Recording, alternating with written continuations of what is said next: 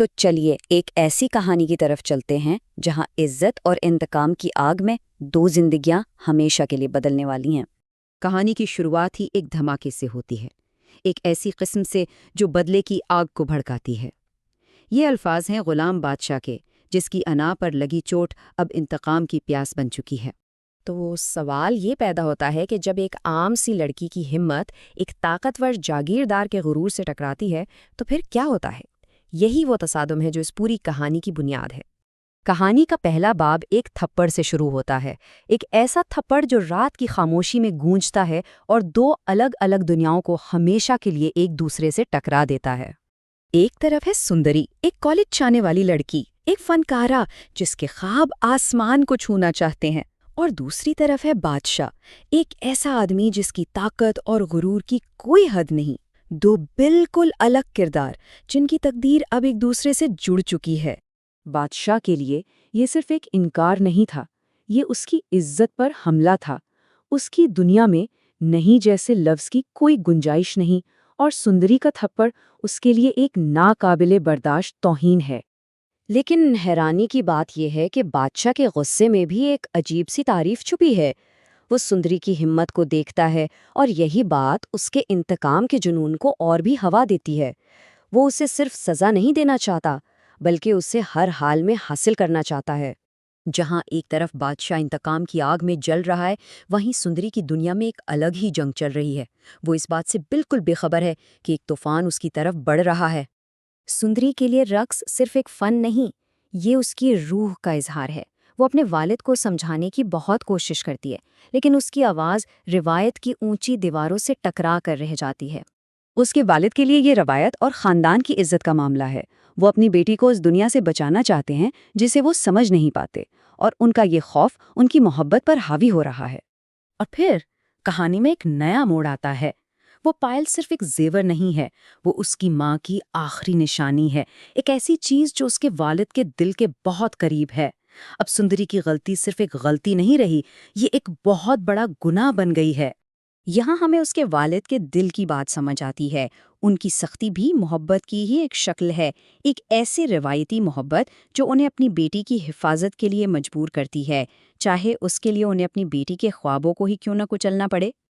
اور جب سندری اپنے خاندان کی الجھنوں میں گھری ہے، بادشاہ کی دنیا میں طاقت اور انا کا ایک خطرناک کھیل کھیلا جا رہا ہے۔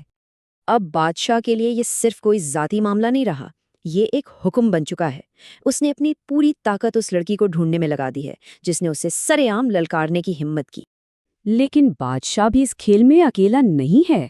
اس کے اوپر ایک اور طاقت ہے، ایک ایسی طاقت جو اس کے ہر قدم پر نظر رکھے ہوئے ہے۔ داجی، جو خاندان کے سربراہ ہیں، اپنی سیاسی ساکھ بچانے کے لیے کچھ بھی کر سکتے ہیں۔ تو یہاں ہمیں پتہ چلتا ہے کہ بادشاہ بھی ایک کٹ پتلی ہے۔ داجی کے الفاظ قانون ہے اور بادشاہ کو ان کی بات ماننی ہی ہوگی، ورنہ اسے سنگین نتائج کا سامنا کرنا پڑ سکتا ہے۔ اس کا جنون اب اس کی سیاسی بقا کے آڑے آ رہا ہے۔ اور اب ذرا قسمت کا کھیل دیکھیے۔ دو لوگ ایک ہی چیز کی تلاش میں نکلے ہیں، لیکن ان کی وجوہات میں زمین آسمان کا فرق ہے۔ ایک کی تلاش معصومیت کی ہے اور دوسرے کی شکار کی۔ تو وہ دوبارہ کیسے ملیں گے؟ اور جب ملیں گے تو کیا انا کی جیت ہوگی یا معصومیت کی؟ سندری تو بیچاری صرف اپنی ماں کی یاد کو بچانا چاہتی ہے اور اپنے والد کا دل جیتنا چاہتی ہے۔ اسے یہ اندازہ ہی نہیں کہ وہ انجانے میں ایک شکاری کے جال کی طرف بڑھ رہی ہے۔ جبکہ بادشاہ کے لیے یہ ایک کھیل ہے، ایک خطرناک کھیل جس میں وہ سندری کا شکار کر کے اپنی ٹوٹی ہوئی انا کو جوڑنا چاہتا ہے۔ اس کے لیے یہ زندگی اور موت کا نہیں بلکہ عزت اور ذلت کا سوال ہے۔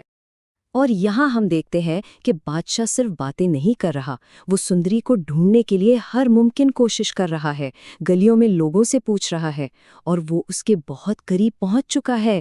جال اب تنگ ہوتا جا رہا ہے۔ تو اب ہم ایک ایسے موڑ پر ہیں جہاں ایک غلط قدم سب کچھ تباہ کر سکتا ہے۔ ایک طرف شکار ہے جسے یہ معلوم ہی نہیں کہ اس کا پیچھا کیا جا رہا ہے، اور دوسری طرف شکاری ہے جو اپنے شکار کے قریب سے قریب تر ہوتا جا رہا ہے۔ ایک طرف ایک لڑکی ہے جو اپنے خاندان کو بچانے کی کوشش کر رہی ہے، دوسری طرف ایک آدمی ہے جو اسے تباہ کرنے پر تلا ہوا ہے۔